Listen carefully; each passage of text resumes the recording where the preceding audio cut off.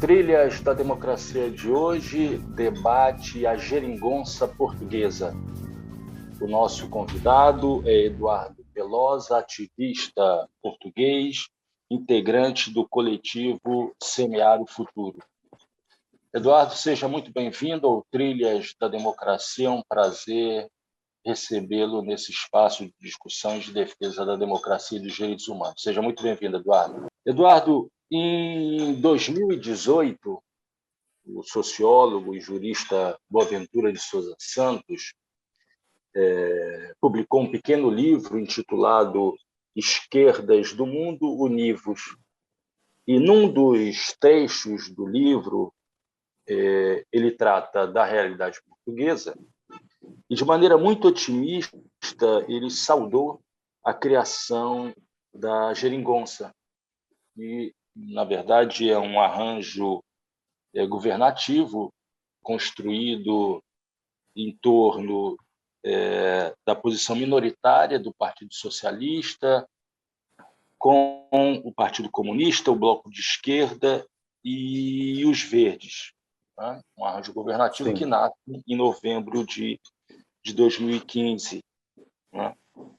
E no seu comentário, na sua análise, o Boaventura diz que o fato positivo dessa reunião de partidos teria ter mantido em suspenso questões doutrinárias, questões ideológicas, mais de fundo, em nome de acordos pontuais, né? Acordos pragmáticos de governança, pactuados em separado. Eu queria te convidar a fazer uma análise do que foi essa experiência da geringonça de 2015 até esse momento em que foram convocadas novas eleições para o final de janeiro de 2022. Por favor, Eduardo. Então, é de facto uma excelente questão. Isso foi de facto um governo muito próprio. E assim meio, pronto, foi uma novidade assim no que é, enfim, a democracia parlamentar, já na sequência do que foi a Revolução Portuguesa, na Revolução dos Cravos do 25 de Abril, em que de facto à esquerda do PS, do Partido Socialista, nunca tinha, digamos, mais diretamente, embora não tenha integrado o governo, já vou aí, que tenha sido sustentação parlamentar do governo.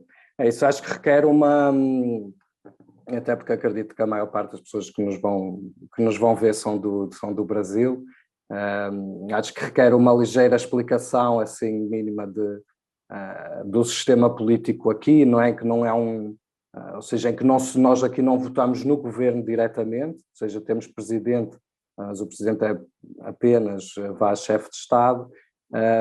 Nós votamos sim para o Parlamento, elegemos por ciclos regionais deputados e deputadas para o Parlamento Nacional, e é então depois desse resultado do Parlamento então que surge um governo. E a geringonça então surge, foi como ficou conhecida, não, seria se calhar traduzindo para gambiarra ou algo assim que parece construído assim meio sem grandes condições, mas que funciona. E que foi, como hoje acho que até por alguns carinhosamente, mas por outros não tanto, é como acabou por ficar.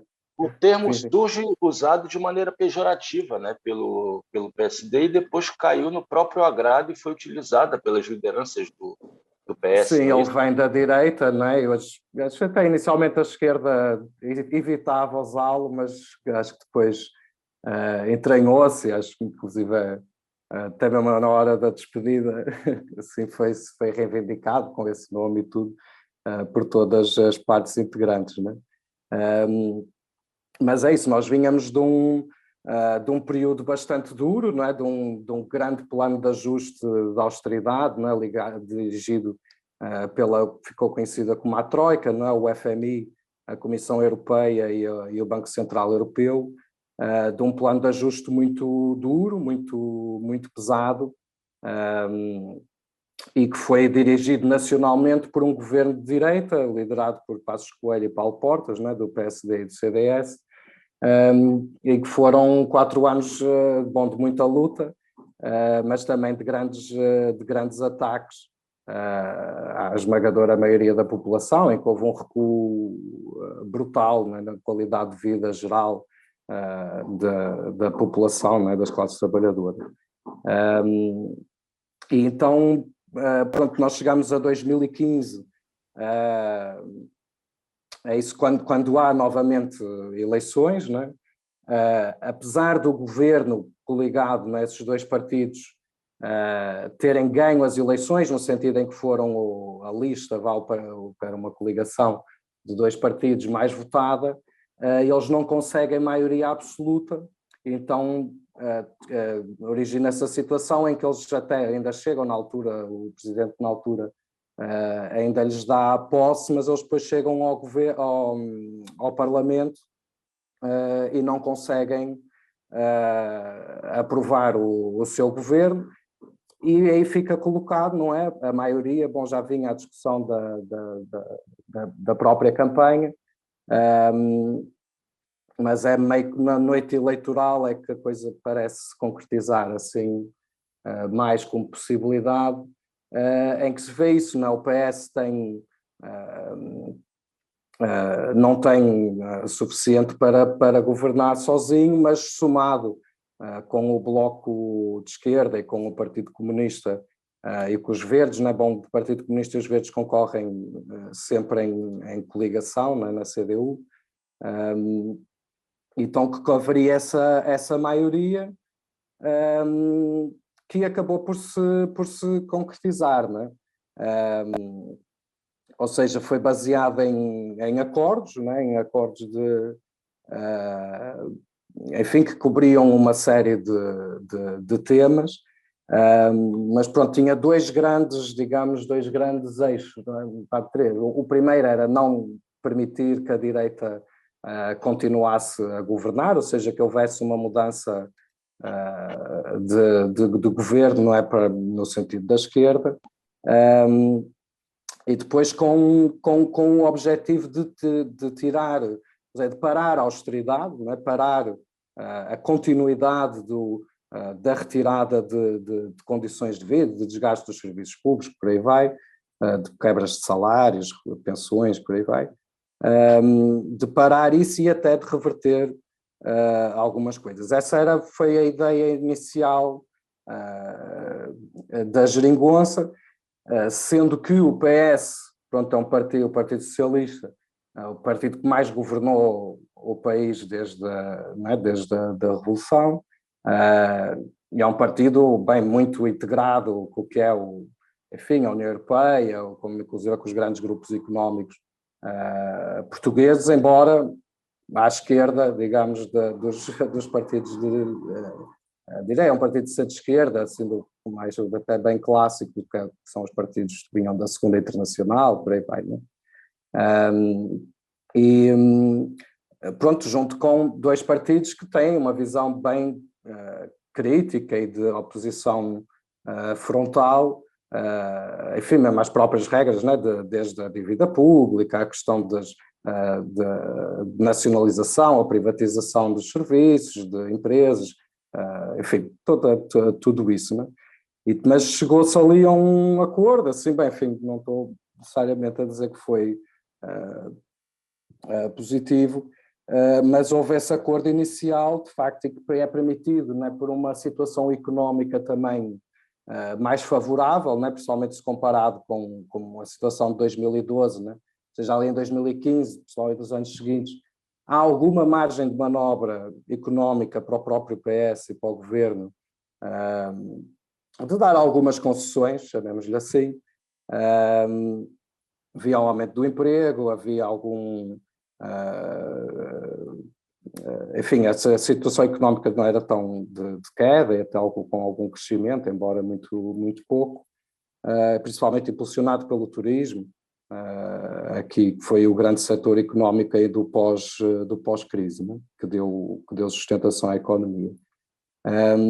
Com a particularidade ainda sobre a formação do governo, onde de facto tinha esses acordos escritos para um período inicial, em que o Bloco e o PC se comprometiam meio que a aprovar os orçamentos de Estado, enfim, com uma série de problemas muito sérios, né? Desde o pagamento da dívida, os orçamentos militares que incluem, né? de pertença à NATO, enfim, parcerias público-privadas, privatizações, tudo isso,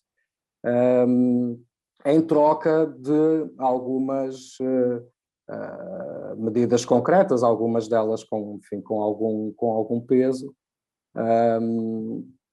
mas sem integrar o governo, sem integrar, por exemplo, aqui ao lado, uns anos depois, não é, aqui no Estado espanhol, em que o Podemos também não é, entra no governo com ministros e ministras, não é?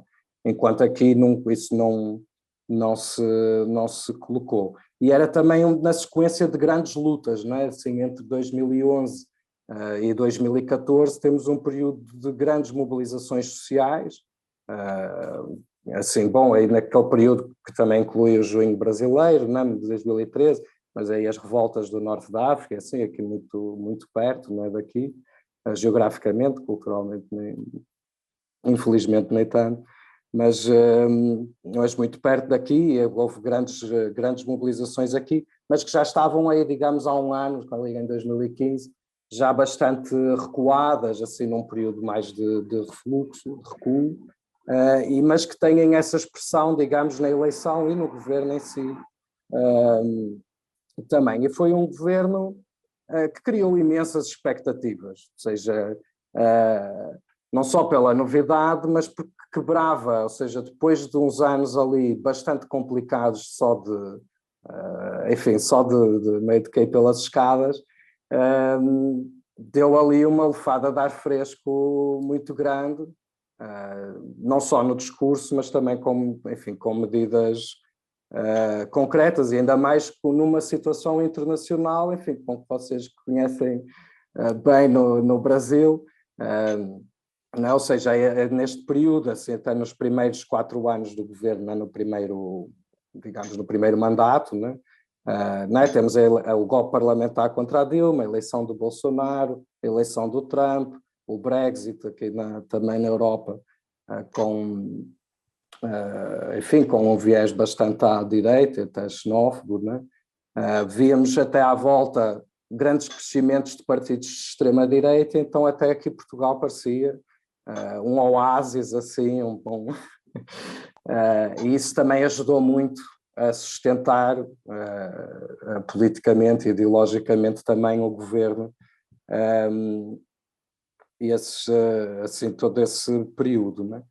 Pronto, e de facto até 2009 há uma reversão, enfim, muito parcial, mas com impacto. Há uma reversão de algumas medidas de austeridade, enfim, devolve-se, por exemplo, 4 feriados que tinham sido anulados, né, dias feriados, que voltaram a ser feriado, aumento de salário, principalmente o aumento do salário mínimo, enfim, não tanto como seria necessário, mas houve um aumento significativo, né, do salário mínimo, sendo que o salário médio não aumentou assim, não acompanhou assim tanto. Redução das taxas de desemprego?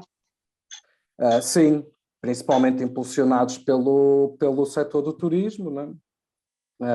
Que teve um boom, já vinha um bocadinho de trás, mas pessoalmente a partir de 2012 tem um boom muito grande, né? O setor do turismo aqui. Isso também deu assim alguma sustentação, porque pronto, de facto havia mais emprego, sem grandes direitos, sem salários muito altos, mas comparado com o anterior, de facto uma situação melhor, não tenho como dizer que não. E, por exemplo, sei lá, mesmo algumas das privatizações, por exemplo, já estava programada a privatização aqui do metro de Lisboa, dos serviços de transportes do Porto, por aí vai, que foram revertidas, que foram travadas, né? Mas vou dar aqui o mas, que não se mexeu em nada do que é estrutural enfim, principalmente dos grandes interesses económicos, não se mexeu em nada do que é estrutural,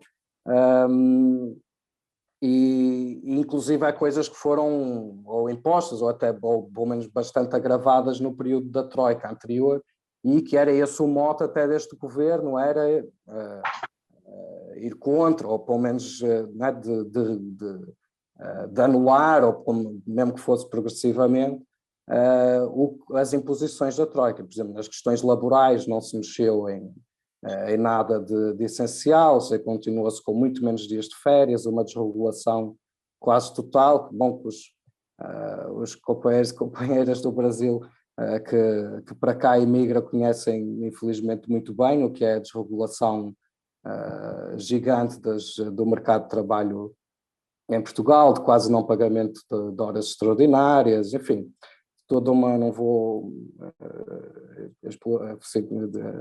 verter muito sobre isso, mas não há tempo. Mas isso não mexe na questão da dívida pública, não reverte nenhuma, ou seja, as privatizações que já tinham sido feitas, nenhuma delas retrocede. A saúde privada continua não só intocada, como a receber rios de dinheiro do orçamento do Estado, parcerias público-privadas, enfim, todas as coisas estruturais e que podiam apontar para a resolução dos problemas reais das pessoas assim mais de fundo e de forma mais permanente, não foram feitas, não é? Eduardo, é possível fazer uma comparação entre a primeira fase da geringonça, ou seja, de novembro de 2015 até o novo governo que se constrói após as eleições de 2019, onde o PS passa a ter uma maioria relativa. É possível fazer uma comparação entre maior potência ou menor potência transformadora desses dois momentos da geringonça? Eu acho que há até hoje olhando para trás, acho que se vê mais de forma mais evidente que há digamos, essas duas fases do que foi a geringonça, ou seja, uma primeira que de facto não só, portanto, teve uma grande característica, tinha acordos escritos, ou seja, havia tipo um plano com temporal que o governo ia fazer isto. A partir de 2019, na verdade, não muda substancialmente, não muda a correlação de forças no Parlamento, na verdade ela mantém-se assim, bom, principalmente entre Bloco, PC e o PS não há alteração significativa da correlação de forças anteriores. Assim, o PS recusa não fazer esses acordos escritos, e na verdade era uma coisa que já acontecia antes, mas que aí se consolida, em que o PS aprova os orçamentos de Estado no fim do ano, não é, com o Bloco, com o PC e com os Verdes, dando algumas concessões, e a partir daí bem menos do que inicialmente, mas depois durante o resto do ano aprova enfim, tudo o resto com a direita. Na verdade, até bom, estas últimas semanas saíram montes de gráficos e por aí vai com esses números, em que mostra que de facto o PS votou muito mais vezes junto com a direita do que com a esquerda. Mas quer por uma certa pressão da base de manter a geringonça, enfim, mas que isso foi-se arrastando. E, na verdade, quando entra, ou seja, pouco depois dessa nova fase, entra a pandemia, enfim, que não muda tudo, mas que traz ao de cima muito mais problemas, não é? E então, até se numa fase inicial até houve-se uma certa, ou digamos, unidade nacional contra a pandemia, então também se congelou um bocado, ou pelo menos adiou-se um bocado algumas das contradições existentes no governo, mas pronto, inclusive as coisas estruturais que eu falava há bocado, que não que não se alteraram,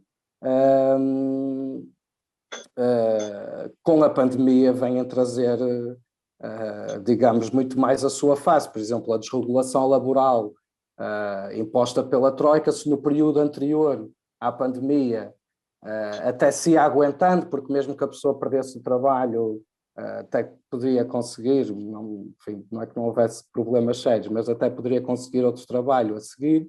Quando chega a pandemia, isso deixa de acontecer, e a maior parte das pessoas, a maior parte dos trabalhadores viram-se completamente isolados nos seus locais de trabalho, até que, enfim, ou a ir para casa, ou a ter que aguentar situações bastante difíceis de trabalho. Então, Eduardo, sim. como é que você avalia a gestão da crise sanitária, social por parte do governo liderado pelo Antônio Costa? Bom, isso dava todo um programa, né, também, mas assim, tentando resumir, e pronto, e tendo a dificuldade, né, de que comparativamente, de facto, Portugal teve uma situação menos má, não vou dizer melhor, menos má do que a esmagadora maioria do mundo, mesmo até sem ter que ir aos extremos.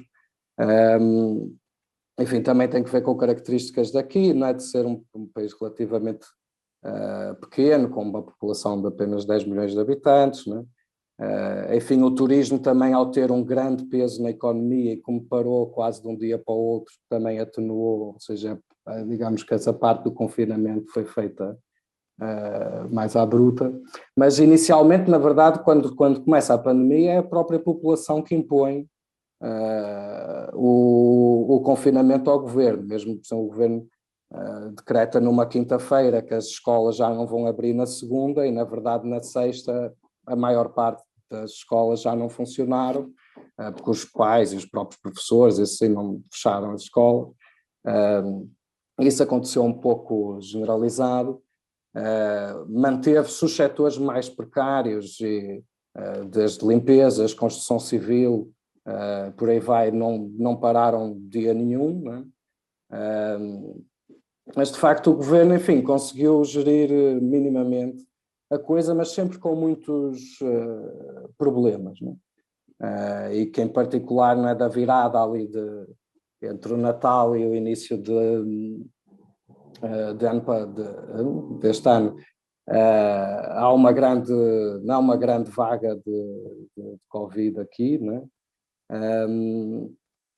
E, enfim, foi sempre havendo alguns solavancos, mas, enfim, a dada altura, de facto, parecia, até se falava no milagre português, e que tinha sido, né, que tinha corrido tudo muito bem. A verdade é que, pronto, hoje olhando para trás, e assim já depois enfim, da coisa, pelo menos do pior já ter passado, e até, bom, é dos países do mundo com mais percentagem de vacinação, enfim, também se vê que não... que se podia ter sido feito mais, e assim, ou seja, embora óbvio que a questão comparativa ajuda, mas não... ou seja, não ser o Bolsonaro não é suficiente para não... embora seja importante, não é suficiente para... enfim, para resolver tudo, não é? A gestão da pandemia no Brasil não pode servir de referência para nenhum outro país do mundo. Mas, Eduardo, 6 anos depois da construção da geringonça, no ato da votação da nova proposta orçamentária do governo, o PS não consegue a sua aprovação e são convocadas eleições para o final de janeiro de 2022. Quais são as tuas perspectivas? Quais os cenários possíveis para essas próximas eleições? O fortalecimento do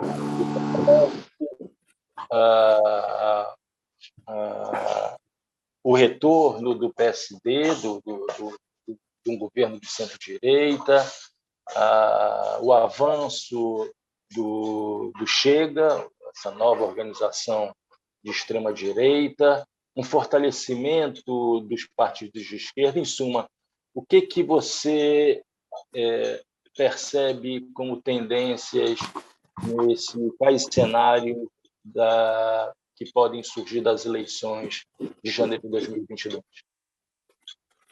Bom, eu começo por dizer que acho que pode acontecer tudo, não é? Assim, porque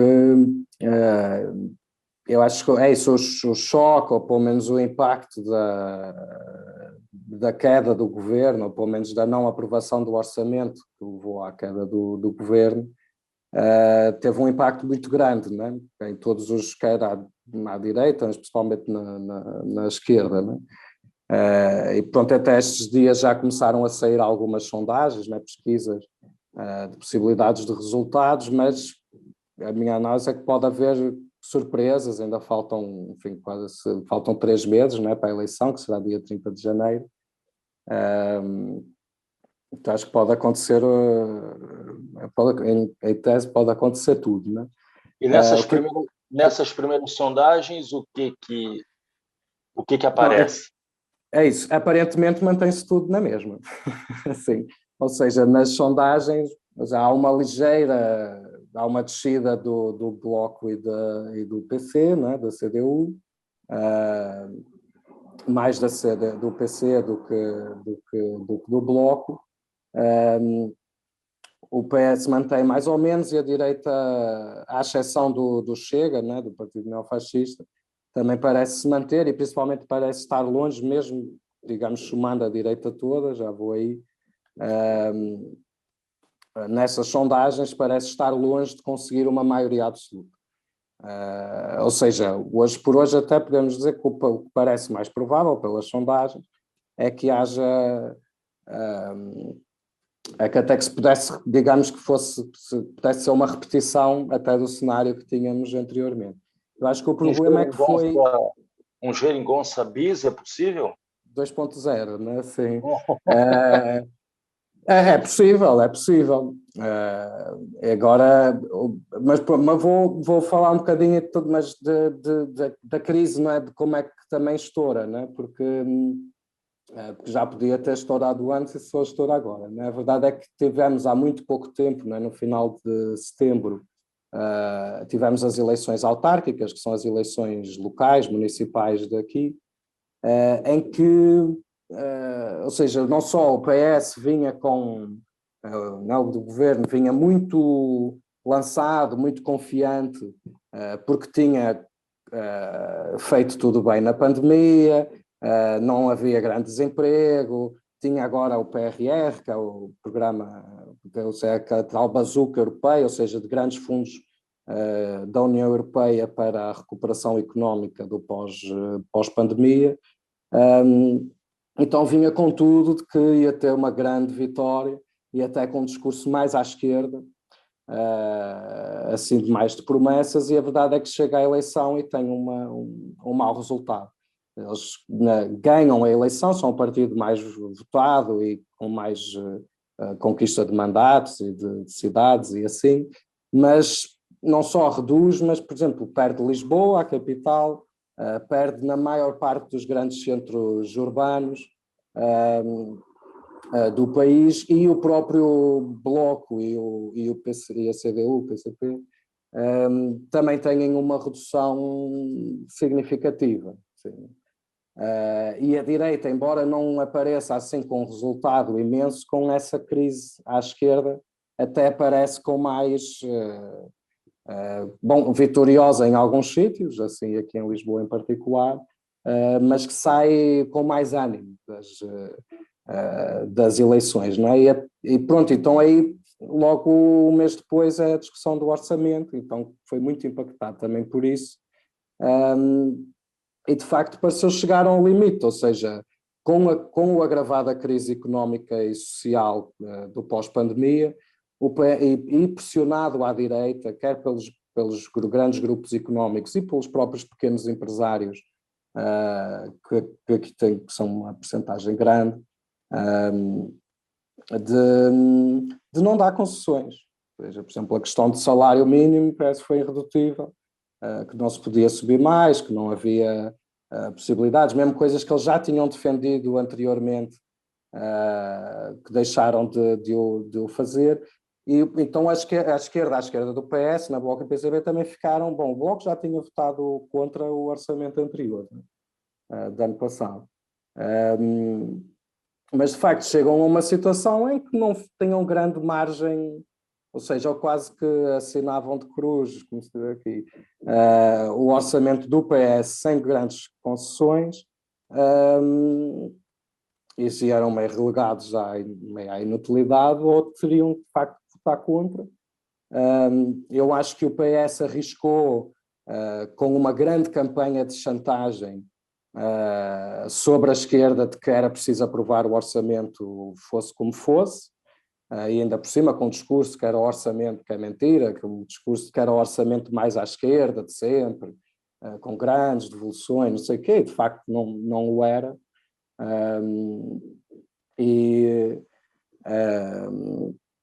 Então a esquerda fica sem, acho que é isso, o PS arriscou que essa pressão e essa chantagem podia ser suficiente para um dos dois até se abster e o orçamento lá passava, e caso isso não acontecesse também apostava, e pronto, e foi o que acabou por acontecer, tem conjunto com o Presidente da República, que é quem tem o poder de dissolver e que dissolveu a Assembleia, né? E que é de direita, de arriscar a eleição num período em que a maior parte, os principais partidos da direita estão em eleições internas, e com alguns deles em crises quase tristes, né? Se não tivesse do lado de cá, enfim, da barricada. E a própria... Então foi um jogo calculado, né? Foi um risco calculado por parte da direção do PS. Essa coisa que não se pode dizer do António Costa, o primeiro-ministro, é que ele não tem a habilidade política. Ele é um... Já vem ele isso, enfim, não dá para lhe dizer, não é isso? Nós estamos numa situação em que a esquerda, essa direita está, digamos, a arrumar a casa,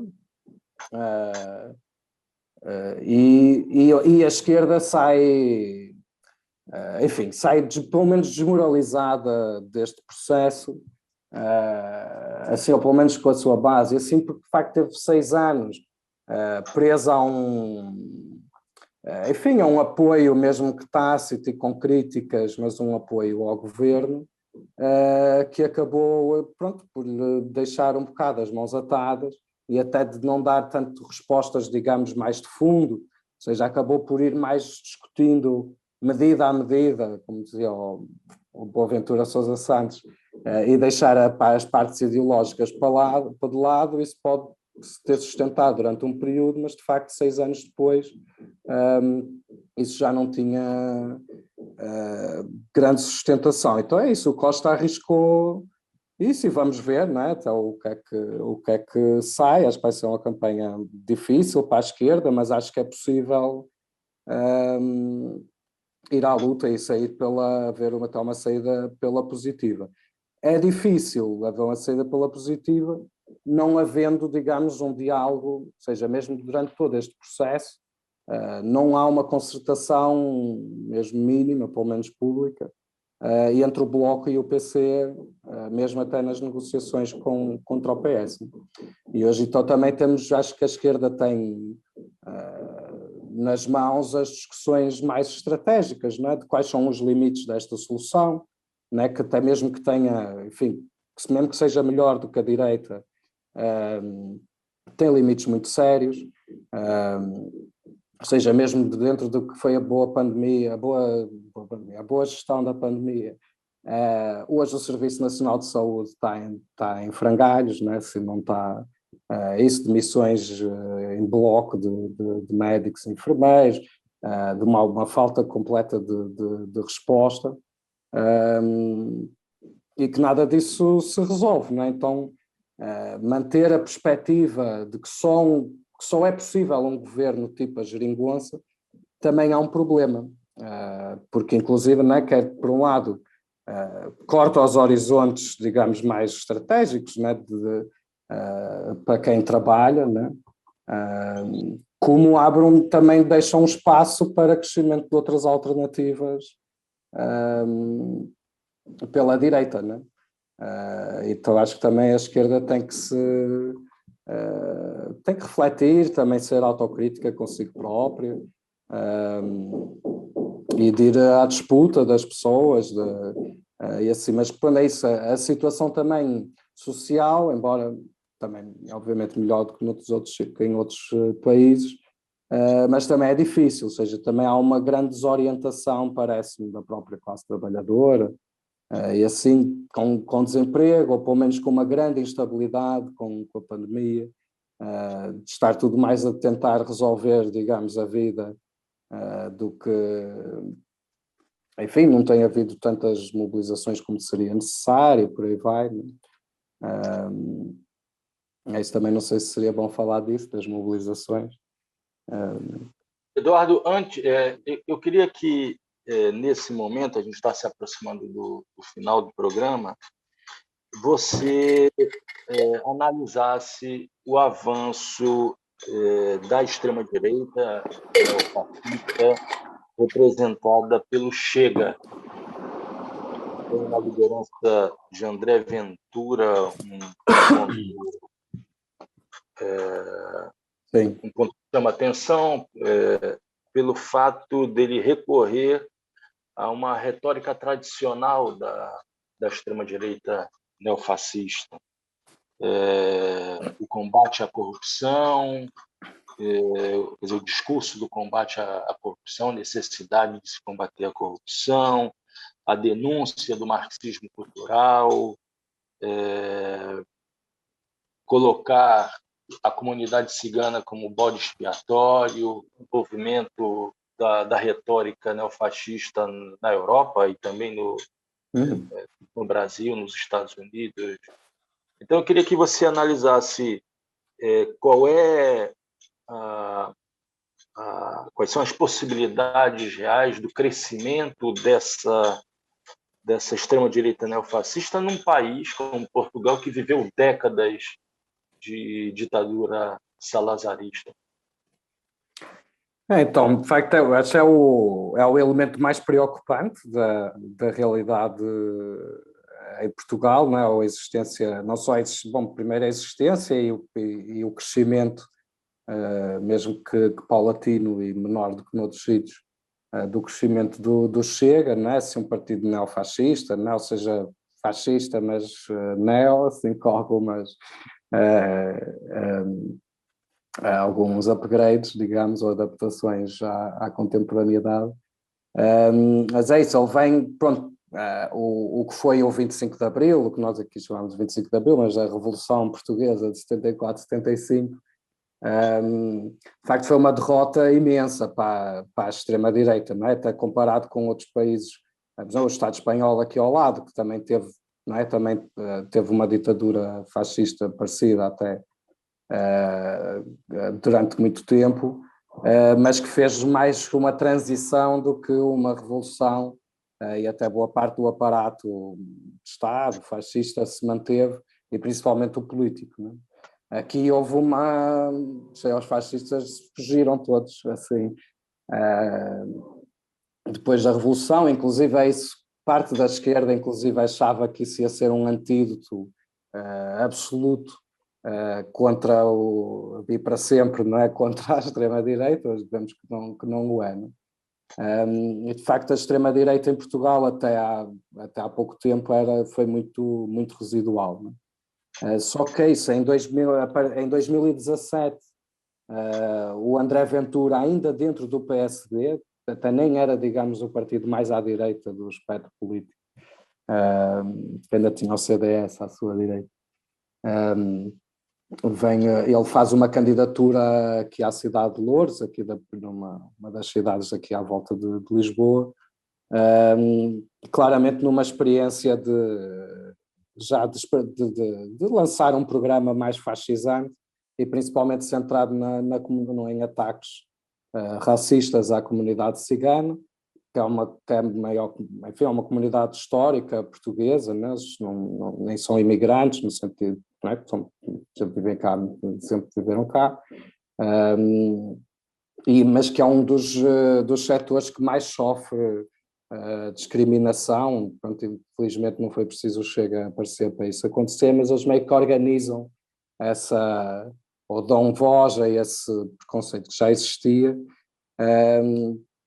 E então ele testa essa candidatura, que não corre particularmente bem nem particularmente mal, mas que ele na sequência sai do PSD, então lança-se para formar o Chega. Ele era comentador de futebol, num programa de futebol na televisão. Isso também veio acompanhado de uma grande campanha, ou pelo menos de uma grande reorganização na imprensa, na mídia portuguesa, em que vários grupos, alguns que se tornaram órgãos de comunicação bem à direita e outros criados já com esse intuito. Na verdade, a comunicação social aqui nos últimos anos é muito mais à direita do que o conjunto da população.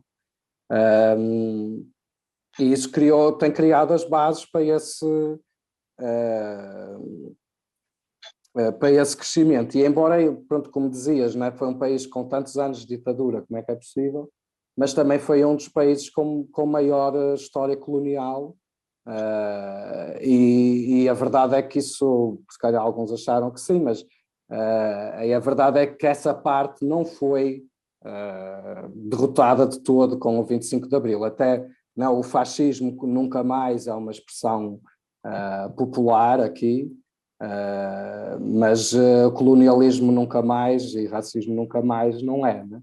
E essa base ideológica e uma série de privilégios concretos, ainda até de um pós-colonialismo, embora hoje já bastante triste e subserviente a imperialismos bem maiores, mas que se mantém. Então, a possibilidade de crescimento do André Ventura e do Chega aqui é muito grande. Enfim, seria também interessante ver porque é que ainda não aconteceu, quais são as diferenças, tudo mais, mas é grande. Eduardo, Sim. André Ventura faz referência nos seus discursos a Jair Bolsonaro?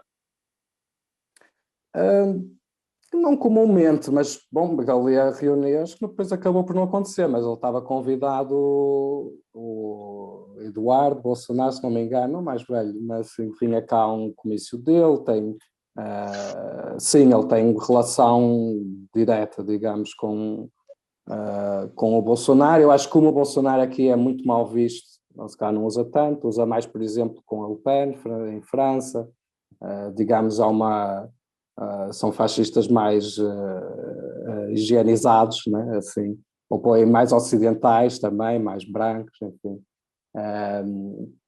E ele tem mais, pronto, muita relação aqui com o Vox em Espanha, e há uma série depois até de onde é que vem o dinheiro e por aí vai. Ou seja, Bolsonaro é um espantalho até mesmo para a extrema-direita portuguesa, né?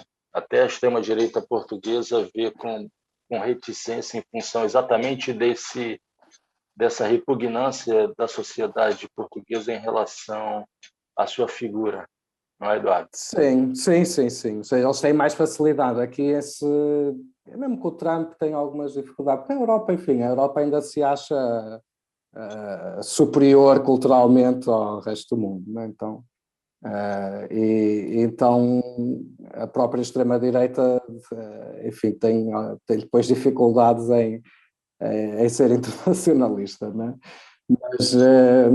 Mas que eles têm como referência é indiscutível, mas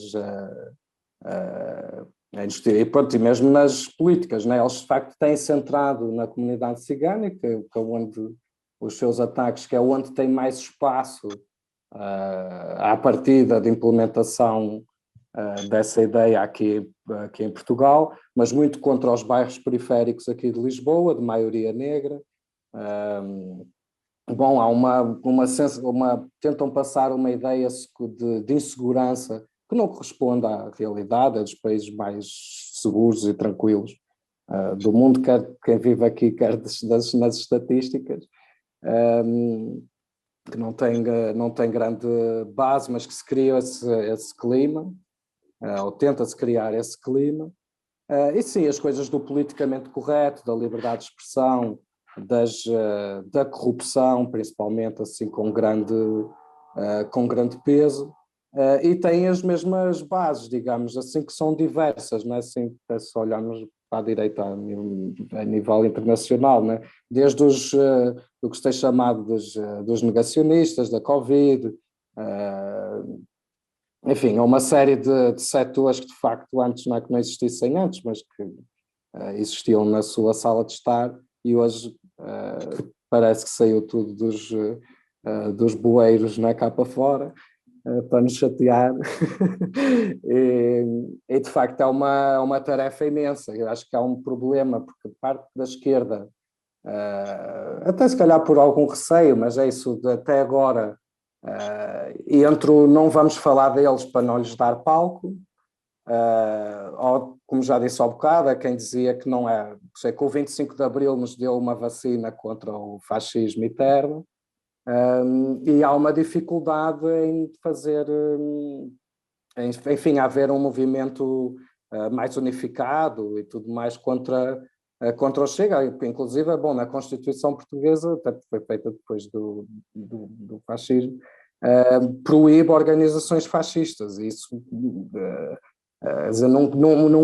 nunca se conseguiu impor, nem inicialmente, não é que eles não fossem legalizados, nem depois,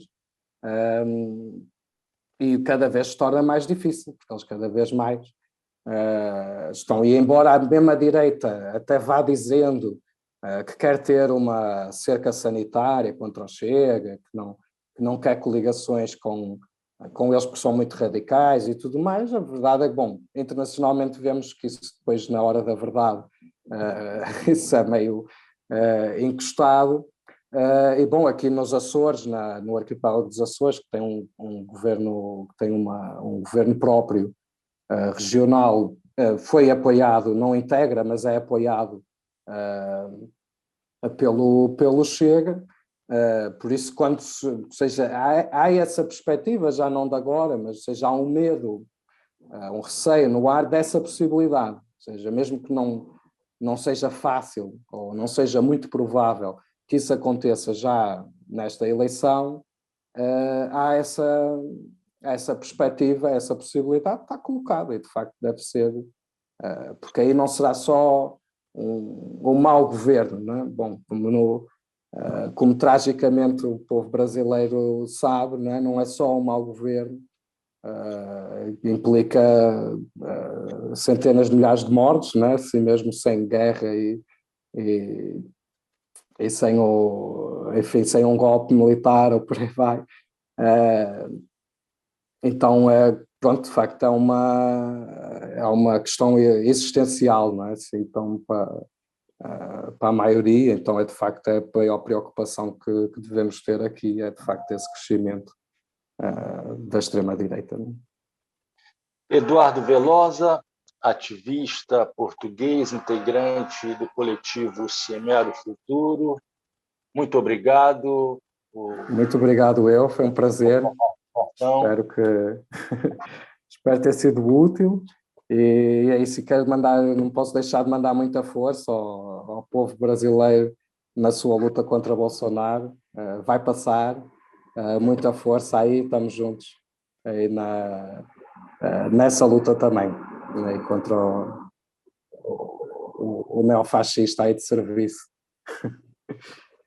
E o Trilhas da Democracia volta na próxima semana, sempre debatendo e defendendo a democracia e os direitos humanos. Até lá.